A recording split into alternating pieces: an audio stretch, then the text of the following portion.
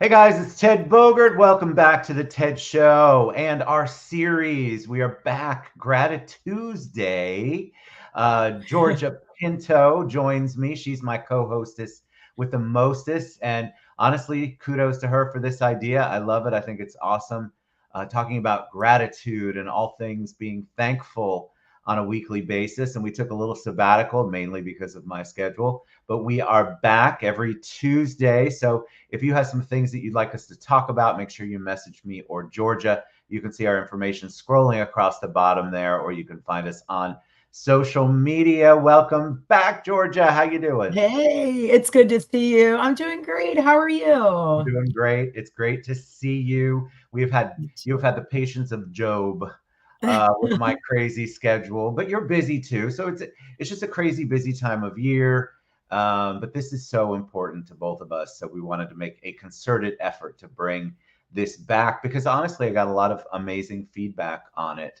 Uh, Same. so I just think it's important. It's a great reminder, even if it's once a week, That's for you right. to be grateful for things. So since we're kind of regrouping and restarting, tell them a little bit about you. All right. Well, thanks. It's good to see you. Great to see you. So I'm Georgia Pinto, and I live in Naples, Florida. Ted and I were introduced together, I guess you could say online, and then we got together at one of my community events here in Naples. But we got introduced by one of our faves, Yvonne, who we're very grateful for. She's Yes. in the Orlando area.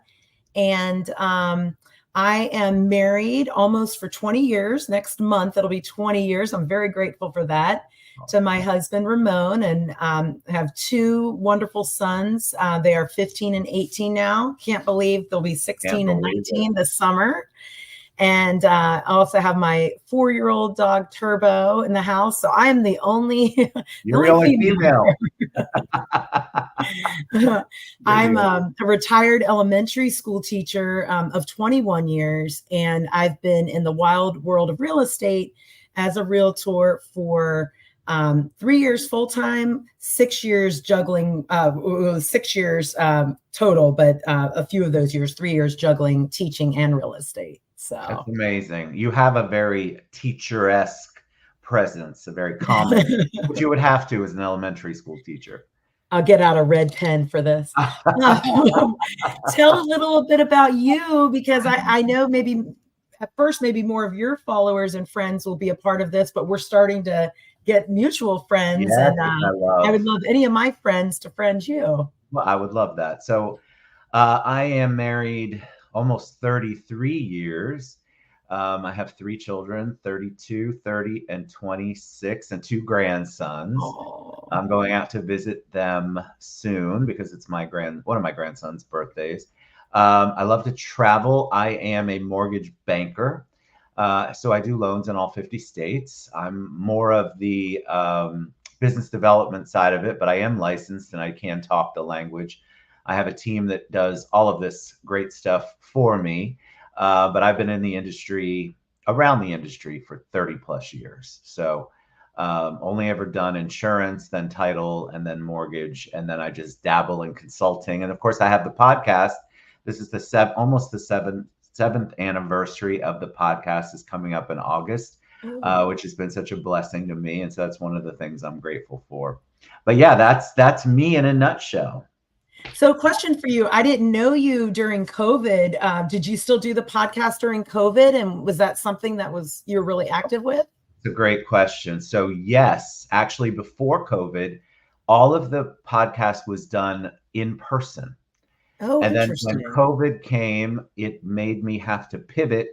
But what it did is it opened up my audience and we became more worldwide. So, I've had people on from India, Australia, Japan, Europe, everywhere in the world because this right here makes it look easy. It's very studio Right. oriented, which it's just opened so many doors. So yes, we actually did a ton of shows during COVID because our local businesses were hurting so badly, especially our restaurants. And so we Mhm. did a ton of shows just to promote and let them know they were still open, there was still delivery, all that stuff we had to shift during COVID. But it ended up being a huge blessing. That's awesome. I'll have to go back into the archives and watch some We of have your to older. create the archives, which I should probably put that in the comments. You can find every show from #1 on my YouTube channel, which is YouTube/The TED Show. That's really So cool. tell And me, have you always kind of had like you just your themes vary like based on like we came up with gratitude, but depending on what like sometimes are they just interviews with yeah, people? thanks for asking that. It really started out just as a passion project. And I just knew that I had a lot of people that I thought were making a big impact in the world in whatever way they did. And I wanted to showcase them. And we started the show when Facebook Live just came out. It was relatively new, believe it or not, just Mhm. 7 years ago. And decided that that would be the best way for me to showcase those people. So we've had on cancer survivors, presidential candidates, politicians, CEOs, realtors, obviously, Yeah. just people, Veterans. veterans, human Yeah. interest stories, people sharing their journey. And I think that's why the show has been such a blessing. It resonates with people.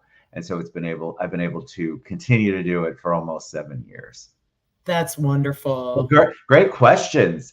Hey, Georgia, take over the show. I love it when somebody else is running the running the show. It's so much better for me. I'm like, sure, I don't have to ask questions. Hey, I it's love fun every once in a while, right? Like in school, we used to have like opposite day or something. Like we get exactly. Oh my God, opposite day. Coming from a teacher, there you go. That's such a teacher thing. So tell them a little bit before we get into gratitude. Tell them the transition from teacher to realtor. Oh my What was gosh. that like and why? Right. Well, for years, I mean, almost every year that I taught, I was always doing something in addition, right, to help with income. So it would be like tutoring, babysitting. I worked at Pottery Barn. I waited tables, not all at the same time, but throughout the years. And my sister's a realtor up in Virginia, and she has been a realtor for I think 12 or 13 years now, but had been cheering me on with teaching, but saying you might think about wanting to get into real estate. And I always had it in the back of my head, and was thinking about it, and I really prayed about it and thought about it. And in November of 18, I started to take the classes at night. So after a full day of teaching, I went from like 6:30 to 9:30, Wow. Monday through Thursday. It was either 4 or 6 weeks. And I took the exam on a Saturday in December. And then I was doing, no, on a Tuesday in December. And I was doing an open house that Saturday or Sunday. I mean, it Wow. just, yeah, I love people, and I love, finding out their why. And I love helping people solve their problems. And I was doing that with little people for 21 years. Sometimes like literally, right? Like math problems, or that person's not being my friend. But now it's just different kinds of problems to solve. And like I was saying before the show started, like tomorrow, real estate is bringing me and my son, who just got his real estate license last year, it's bringing us to Canada for an international conference.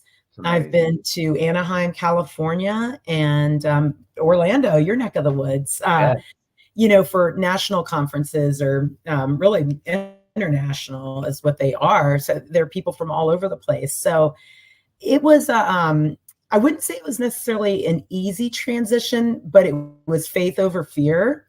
Yeah. So I kept, wanting to kind of see signs and knowing when the time was right. And I was going to retire right before COVID hit. We were on spring break, and everything closed down like right before we were supposed to go back from spring break in Yeah. 2020. And I was kind of primed and ready to give my notice, but I stayed in a year longer. So 2020 to 2021 was my last year. So next month will be 3 years out of the school.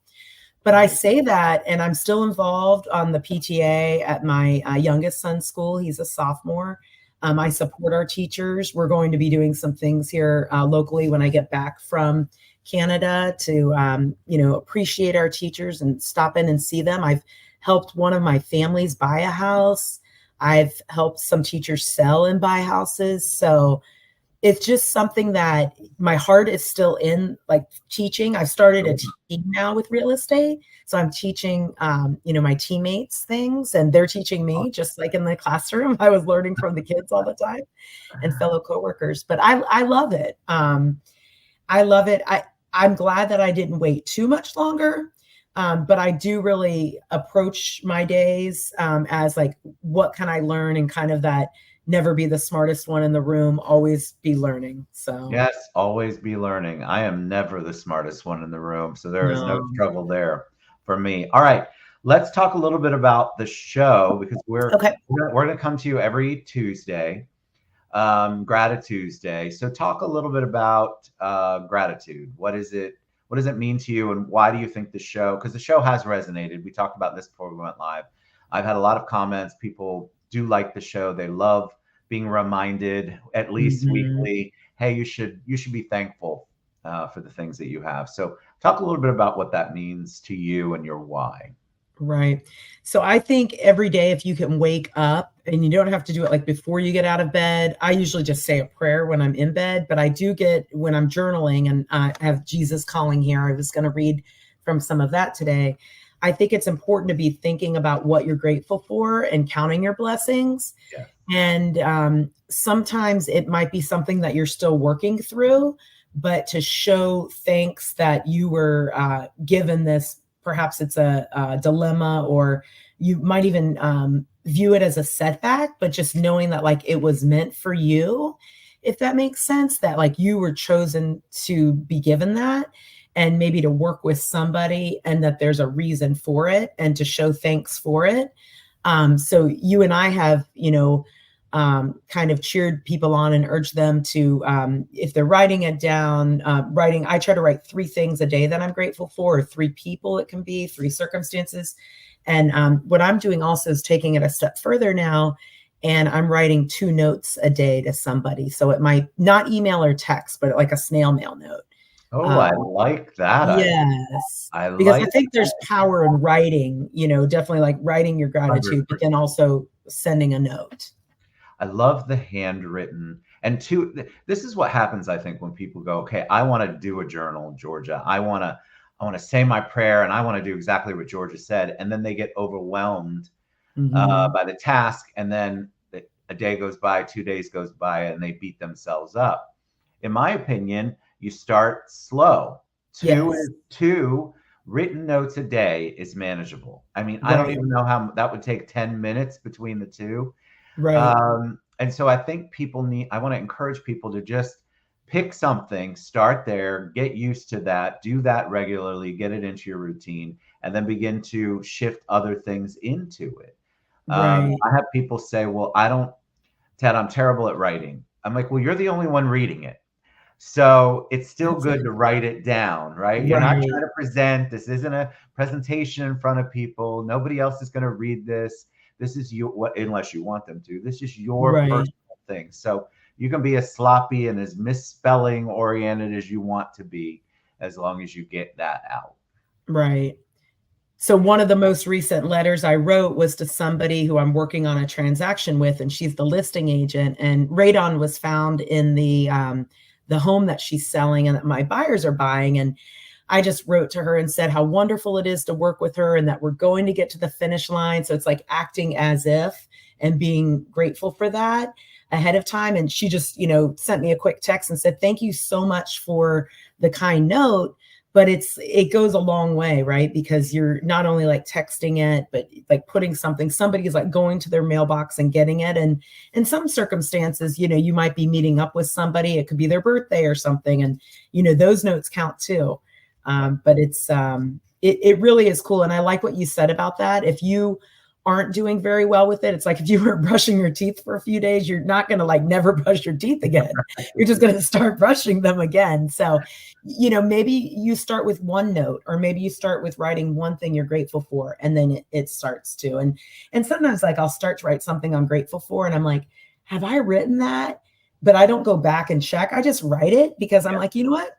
You're this is on your heart and in your head, and this is what you're grateful for today. And I'm sure like if I wrote you 3 notes, you wouldn't be like, why does she keep writing me notes? You'd be like, I'm really grateful for her. She's writing me notes. Well, I think people also I love the thing that you brought up earlier, that even if you're in the midst of trouble or setback or challenges, Mhm. to still express gratitude. It's not easy though. So what I want to Yeah. tell people is you're human, right? So if you're feeling bad, sad, defeated, not in a good place, we're not saying that it's, oh, okay, it's all going to be fixed and you should be Right. The cheery way and you want. yeah. So I think it's important for people to just focus on that one thing instead of focusing on that problem. I mean, you can be Absolutely. grateful. You can be grateful for what's coming. There's all sorts of things that you can do, but think about the things that you're grateful for. That one problem is causing you grief, but it doesn't have to be your whole life, if that makes Right. sense. Right. And gratitude, expressing gratitude. Sometimes expressing gratitude to people is Mhm. also I believe is just such a beautiful two-way thing. And so every day I try to express gratitude to people, just part of my day. And I think that Mhm. if you get used to saying that to people, you will be amazed at how that kind of changes your whole thought process on Right. gratitude. I agree with you. And, to be specific and intentional about it and not just say like, thanks for helping me with that. But like, it really took a lot of, pressure off, or you really had a way with those people, or, just being like really specific about it. It helps them too, as being Yes. It's very reflection. helpful. It's very helpful. Mhm. All right. Do you have any final words of wisdom for this week's? Because we're going to continue to do this with you guys every Tuesday. Right. We're going to have some scripture we'll share and positive thinking and the way that we kind of do things and share. We'll be expressing gratitude for people too along the way as it comes up and things that are going on in our life.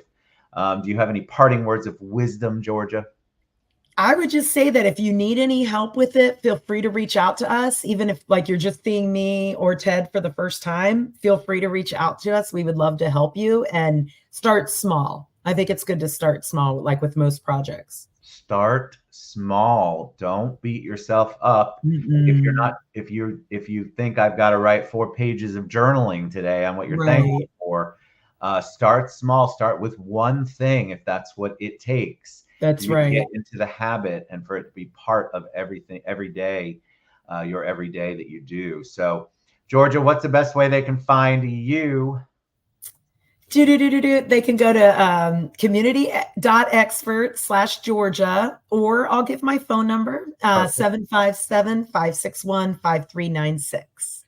And y'all can find me. And you? Well, you guys know where to find me. You can find me on the show pages, YouTube, community expert / Ted Bogert. I mean, there are so many ways for you to reach me, but we want you to reach out. If you have ideas for a show, Yes. if you have someone that you want to express gratitude, we'd be happy to read that on the show for you. So just let us know. We want this to be a show where you feel good and you get gratitude into your day every day and make it a habit, make it something that That's you are right. that's important part of your day. All right, Georgia, I'm grateful for you. And Same to we will you. we will be back next week, y'all. See you later.